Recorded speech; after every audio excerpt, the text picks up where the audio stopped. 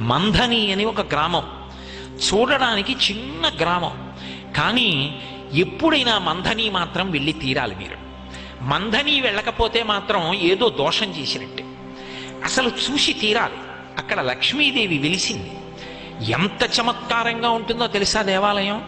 మీరు దేవాలయం ప్రాంగణంలో వెనక తలుపు తీసుకుని ఒడ్డున నిలబడితే ఆ వెనక ఉన్నటువంటి సరోవరం కనుచూపు మేర ఉంటుంది చెరువు. ఎంతంత తామరలు వికసిస్తాయంటే ఇంతంత తామర పూలు వికసిస్తాయి. అవే తీసుకొచ్చి అక్కడ లక్ష్మీదేవికి పూజ చేస్తారు. ఇంకా చమత్కారం ఏమిటంటే అక్కడ ఒక దక్షిణామూర్తి దేవాలయం ఉంది. దక్షిణానికి తిరిగి ఉంటుంది శివలింగం. దక్షిణానికి తిరిగి ఉన్నటువంటి శివలింగం దగ్గరికి ఇప్పటికీ కూడా బ్రహ్మాండమైనటువంటి నాగుపాం తిరుగుతూనే ఉంటుంది. అందరికీ దర్శనమిస్తుంటుంది. మందని పరమాద్భుతం. గోదావరి ఒడ్డున కోరి కోరి వెలి. అసలు మందని నేను చెప్పలేను. దాని వైభవం ఏమో అనుకున్నాను. కానీ నేను ఆ మందని వెళ్ళి తెల్లబోయాను.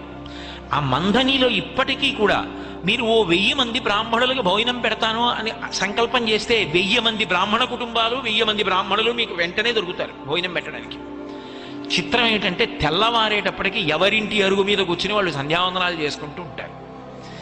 బ్రహ్మాండమైనటువంటి గౌతమి ప్రవాహం. అక్కడే చూడడానికి చాలా బాధ వేసిందనుకోండి. దేవాలయం అంతా పూర్తిగా శిథిలం అయిపోయింది. గౌతమ మహర్షి తపస్సు చేసి ప్రతిష్ఠ చేసినటువంటి అద్భుతమైనటువంటి దేవాలయం.